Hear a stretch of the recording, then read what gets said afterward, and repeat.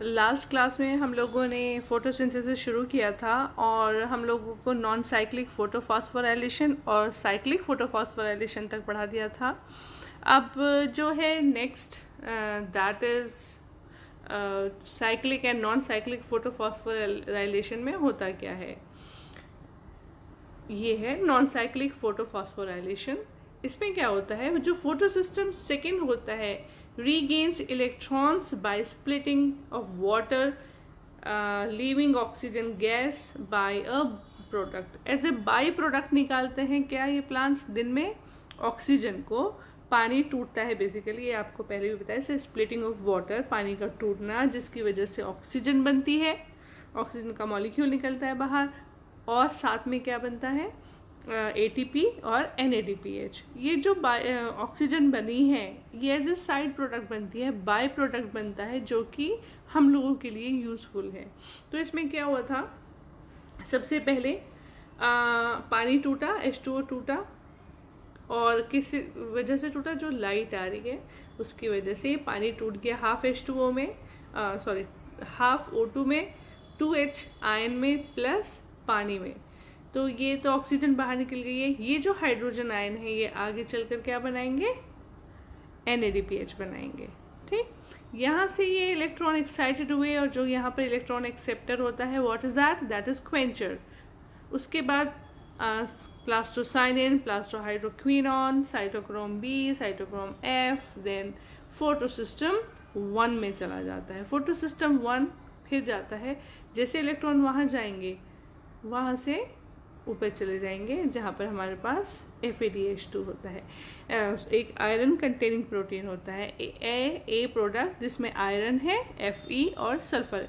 Sulphur iron containing protein के पास जाएगा, sulphur iron containing protein से दूसरी डायरेक्शन में, एक तो राइट डायरेक्शन है, एक लेफ्ट डायरेक्शन में जब चलेगा तो यहाँ से ये वापस जाएगा, यहाँ पर साइटोक्रोम A से होकर साइटोक्रोम B में एंटर कर जाएगा या प्लास्टोसाइनिन में एंटर कर जाएगा।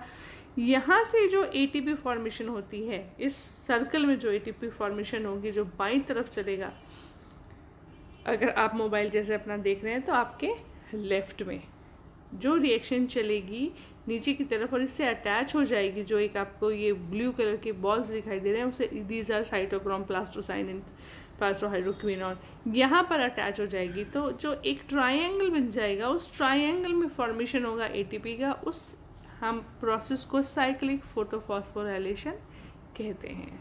नेक्स्ट स्लाइड है, ये तो मैंने आपको ऑलरेडी बता दिया था, non cyclic flow, cyclic flow, ये है साइक्लिक इलेक्ट्रॉन फ्लो।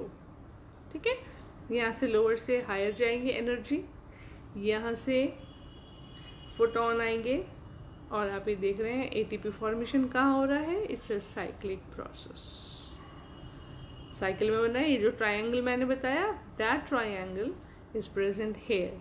तो इस ट्रायंगल पे ATP फॉर्मेशन हो रहा है, इलेक्ट्रॉन मूव कर रहे हैं, इलेक्ट्रॉन का फ्लो हो रहा है, कहाँ से होते हुए, ये फोटोसिस्टम सेकेंड और फोटोसिस्टम फर्स्ट के कनेक्टेड चलता है।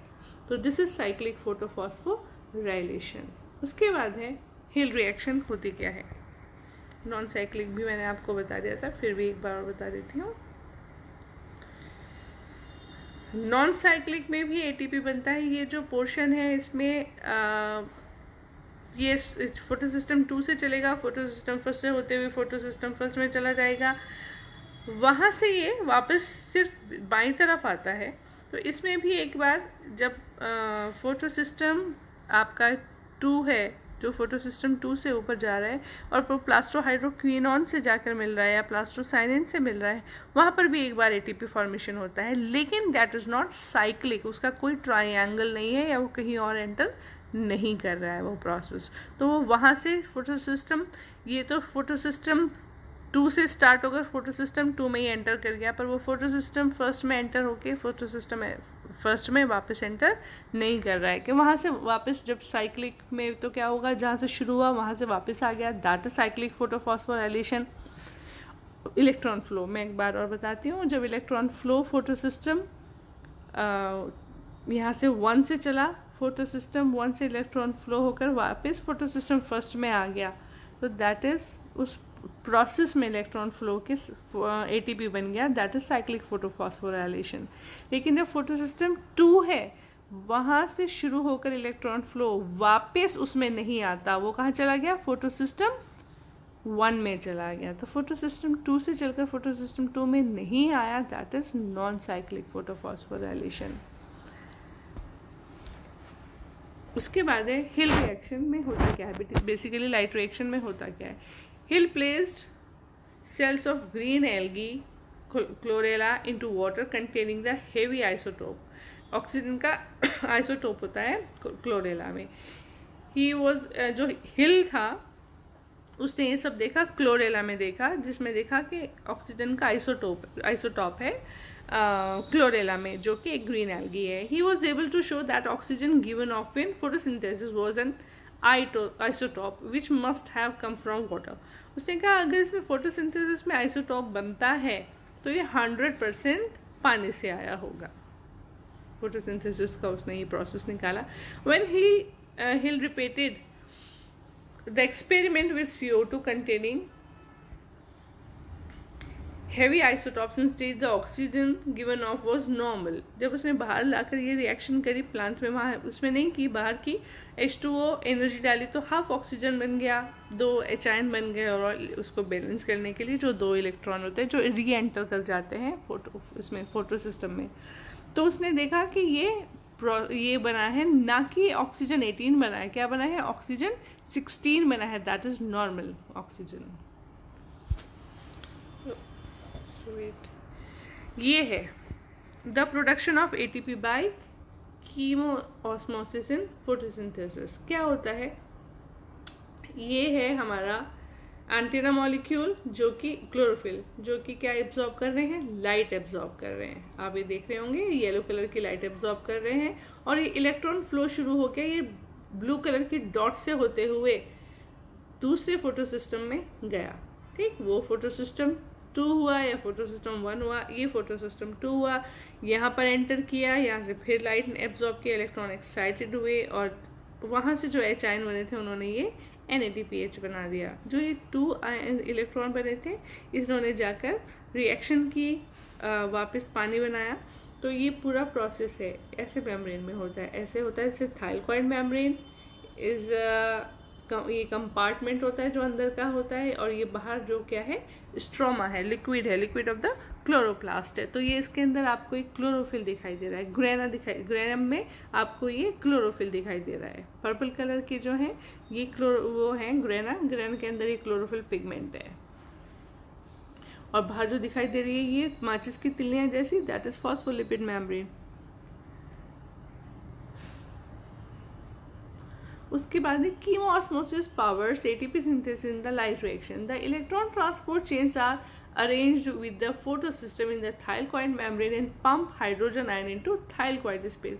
इसलिए बोले जो इलेक्ट्रॉन ट्रांसपोर्ट चेन होती है, जो फ्लो चल रहा है, इलेक्ट्रॉन्स चल रहे हैं फोटो सिस्टम में, वो क्या करते हैं, in the thylakoid membrane and pump जो हाइड्रोजन आयन निकलते हैं पानी के टूटने से, वो थाइलकॉइड स्पेस में फेंक देते हैं, जहाँ पर थाइलकॉइड की मेम्ब्रेन ख़त्म होती है उसके बाद भेज देते हैं। ठीक है, एक चैम्बर होता है उसमें, थाइलकॉइड का पूरा मेम्ब्रेन के बाद चैम्बर ही होगा। The flow of hydrogen ion back through the membrane is harnessed by ATP synthesis. क्या होता है, जब ये हाइड्रोजन वापस आएंगे तो ये सब सिंथेस करेंगे टू मेक एटीपी को फॉर्मेट करते हैं हाइड्रोजन आयन आकर वापस।